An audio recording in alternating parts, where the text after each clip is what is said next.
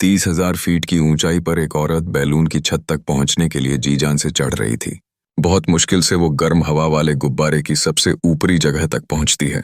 वहां तापमान और हवा का दबाव इतना कम होता है कि उसे तुरंत बैलून से हवा निकालनी पड़ती है ताकि उसकी ऊंचाई कम हो और वो जिंदा बच सके।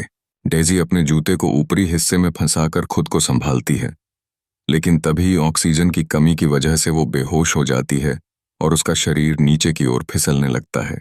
जैसे जैसे उसकी गिरने की रफ्तार तेज होती है, वो अचानक होश में आ जाती है और रस्सी पकड़ने की कोशिश करती है, लेकिन रफ्तार इतनी ज्यादा होती है कि उसे पकड़ नहीं पाती। जब वो फिर आंखें खोलती है तो खुद को उल्टा लटका हुआ पाती है। एक रस्सी ने उसकी जान बचा ली होती है। वो जोर जोर से अपने साथी को आवाज देती है, लेकिन अंदर मौजूद आदमी बेहोश पड़ा होता है। डेजी रस्सी को झुलाना शुरू करती है ताकि झूलते हुए किसी तरह टोकरी तक पहुंच सके। कई कोशिशों के बाद वो आखिरकार टोकरी में गिरती है।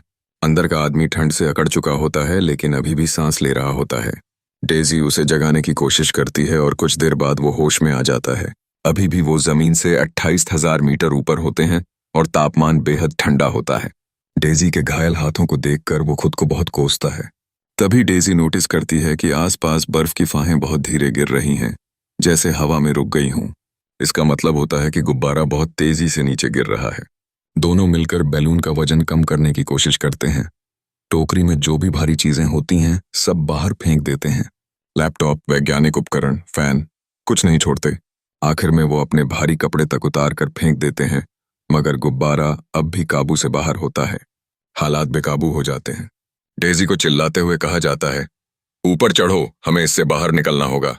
दोनों धातु के रिंग पर चढ़ जाते हैं और आदमी रस्सियों को काटना शुरू कर देता है जो टोकरी को जोड़ती हैं। एक एक करके सारी रस्सियां काट दी जाती हैं। अब गुब्बारा नीचे गिर रहा होता है, लेकिन वो अब भी सुरक्षित लैंडिंग के लिए बहुत तेज होता है। डेजी खुद को बलिदान करने का सोचती है, अपने पति की तरह जो एक मिशन में जान दे चुका होता है। वो चाहती है कि खुद को गिरा दे ताकि वजन कम हो और उसका साथी बच जाए, मगर उसका साथी उसे रोकता है। वो चिल्लाता है कि मैं कभी वापस नहीं आऊंगा, हम दोनों कभी वापस नहीं आएंगे। इसी मोड़ पर वो आखिरी रस्सी काटता है और गुब्बारे की बनावट ऐसी हो जाती है जैसे एक जेलीफिश। स्पीड धीमी हो जाती है। दोनों राहत की सांस लेते हैं, मगर अभी भी सबसे मुश्किल हिस्सा बाकी होता है, लैंडिंग।